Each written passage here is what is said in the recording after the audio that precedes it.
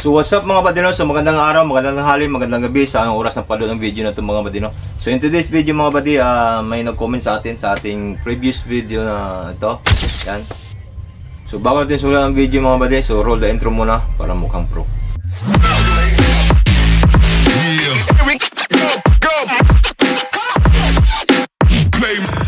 So ito na mga badino, ito yung sabi ni Tony Perez 6573 no na, hi. I have a same station. Could you give me the R21 value near the SGM321 IC? Thanks. So, pagkatapos yan mga buddy, sa ano pa siya, nag-email sa atin ito.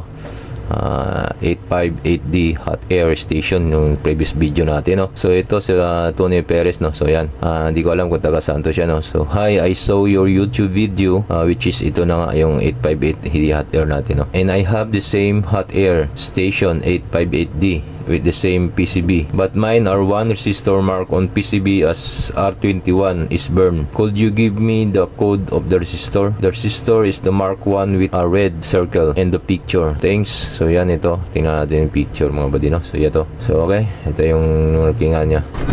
So okay, titingnan natin mga buddy, no?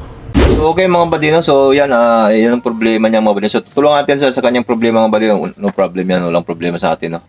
Subscribers man siya o hindi, so tutulungan pa rin natin siya mga buddy. So ganyan tayo dito mga buddy, no? So ito buddy, yung big sabi niya dito mga buddy, so 858D, no?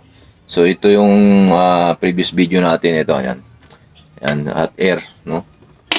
So, hot air 858D. So, ito, buksan natin ito mga buddy. So, titingnan natin para makatulong naman tayo sa kanila, no? So, buksan natin to, titingnan natin, at saka picture natin, at saka i-email natin sa kanya ulit. Okay, so, ganung paraan mga buddy, nakakatulong tayo mga buddy. Okay mga buddy, okay, bubuksan natin to mga buddy.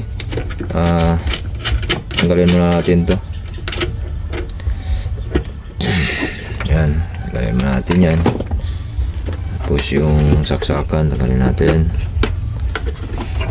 Buksan natin. Ito yung sa previous video ko ba din, no? Yung tear down. So nakita niya pala to. So buti na lang nakakatulong yung video natin dahil nakita niya to mga buddy, no?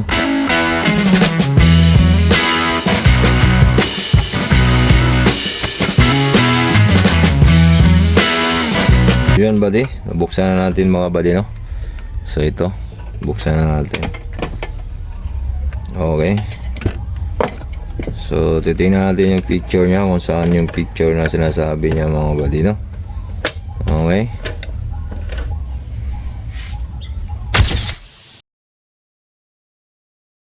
Okay mga buddy, so yun na send na natin sa kanya mga buddy, no? Isi-send na natin sa kanya yun. Pinicturan ko na, tininan ko yung value, yung resistor na yun, 471 SMD. Okay buddy, yun lang siguro yung video natin. Quick video lang tayo buddy, no? May re-review tayo sa susunod natin video mga buddy. Itong mga buddy, tawag dito, dividing network, two-way ito mga buddy, no? Sa woofer tsaka Twitter. So abangan nyo mga buddy ang ating review niyan mga buddy, no? Sa susunod nating vlog, no? Susunod nating video. So okay, so nakakatulong din pala yung teardown natin mga buddy dahil nga sa nasunog yung resistor niya, yung SMD niya, hindi niya alam no buddy, no? So tinignan siguro niya sa Google, wala din sa Google. So yun, kita niya sa ating YouTube channel yung teardown pagkapareho ng unit niya. So yun, nag-comment siya sa atin pero busy tayo kaya hindi natin na-replyan agad. So kinaumagahan na nakita natin at saka nag-email rin sa atin para ma-send niya yung picture na yun kung saan yung nasunog na pyesa, no? So yun, nakakatulong tayo sa kanila mga buddy. Subscribers man siya o hindi, so tutulungan pa rin natin siya mga buddy. So ganyan lang mga buddy, sharing lang tayo mga technician, no? So anong knowledge natin, I'm sure na technician din siguro siya, tapos wala siyang nahanap na schematic diagram sa Google, tinignan na niya doon sa YouTube, sa ating YouTube channel, nakita niya doon yung teardown. So kaya di ko konti lang views natin, so nag-upload pa rin tayo. So yun, masyadong maiksi yung video natin mga buddy, no? So kintuhan naman to saglit mga buddy, para habol siya ng kahit 8 minutes lang, no? Sa YouTube channel natin buddy, sa nag-upload nga pala tayo ng mga electronics repair, no? Mga ganito, component, audio, sa hindi pa nakakalam sa YouTube channel natin. So yan, nag-upload tayo ng mga electronics repair dito, especially sa mga sound system, yan, mga audio, yan, mga amplifier, dito yan, yung component, yan, marami tayong dyan, yan banda mga buddy, tapos na yan dyan banda mga buddy, no? Yan banda, tapos na yan dyan banda, kaya nilagay ko yung banda dyan. So may ayusin pa tayo dito, yan, ito rin, okay na rin to, tinesting pa natin to, tawag dito, kumbaga sa motor test field, no? Road test, saksak natin. Kumbaga sa motor mga buddy, sa road test natin para bago natin sa uli sa Mayaris, Iwas back jab na lang. Sure na tayo. So yan, isaksak natin. So yan mga buddy. On na siya. Nag-power on na yan sa mga buddy, no? Yan, power on.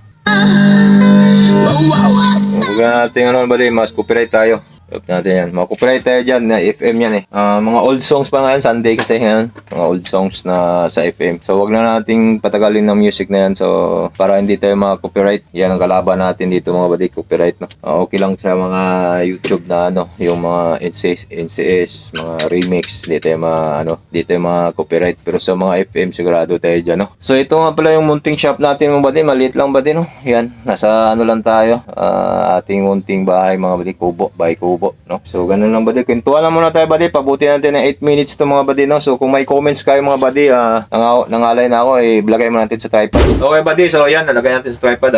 Kwentuhan naman tayo saglit mga buddy. So hindi pa nakakalam buddy, may shop tayo maliit dito. Nasa Mindanao nga pala yung shop natin kasi may nag-comment sa atin mga buddy, maraming nag-comment sa atin kung saan yung shop natin, location, no?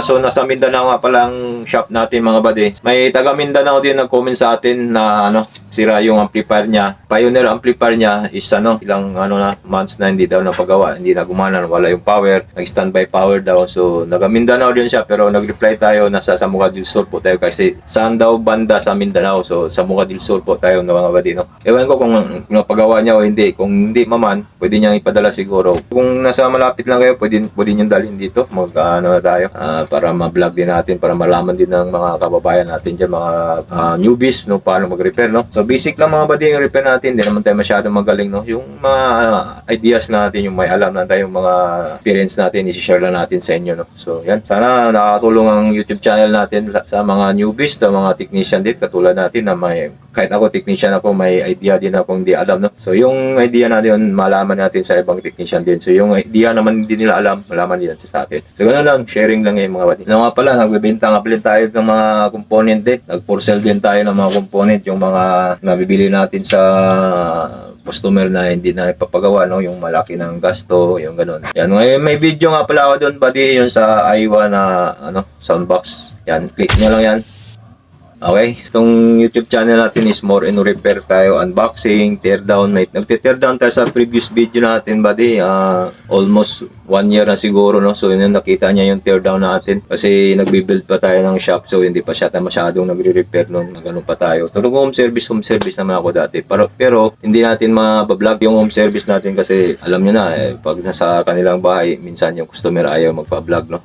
Concentrate din tayo. So lang sa mga napadaan dyan, sa mga please subscribe kayo, no? Para naman makatulong tayo sa ating mga So yung mga for sale natin dito, bali bibigyan tao doon sa kapatid ko doon sa city, no? May maliit siyang tindahan doon. So yun, nilalagay natin doon sa kanila. So ano pa nga ba yung natin, kwentuhan natin ngayon. So kung may comment kayo mga buddy, comments lang kayo. May mga comments nga pala ako mga buddy, nabasa mga buddy, no? Yung sa sa audio mixer na microphone audio mixer, no? So marami ako nabasa doon mga buddy. Comment doon is pwede ba daw sa Bluetooth to basta may kasi yung hindi ko masyadong maintindihan ng buddy, no, kasi wala nga picture. So ang ginagawa ko na lang mga buddy sa nire-replyan ko, kinukuha ko yung model number ng unit nila para i-google ko na lang kung anong forma nung nila, kung ano yung design na i-connect na doon para makita ko sa Google.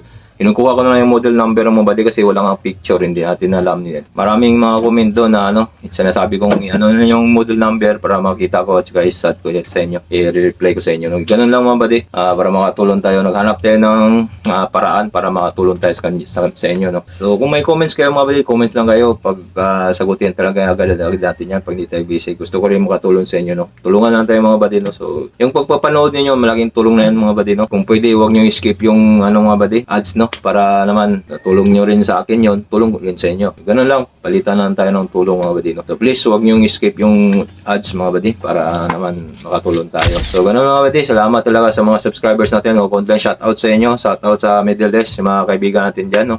Sa mga bagong new subscribers din, shoutout sa inyo. Thank you, boss, ma'am. So yan lang siguro mga buddy, no? So kung may nagkaligtaan tayo, comment na lang, no? So thank you so much for watching. Please subscribe for more video like this, no? For more video, for more ideas, unboxing, repair, tear down, sound check, yun, DIY. Okay? So, yun lang. God bless. Peace yo. Bye-bye.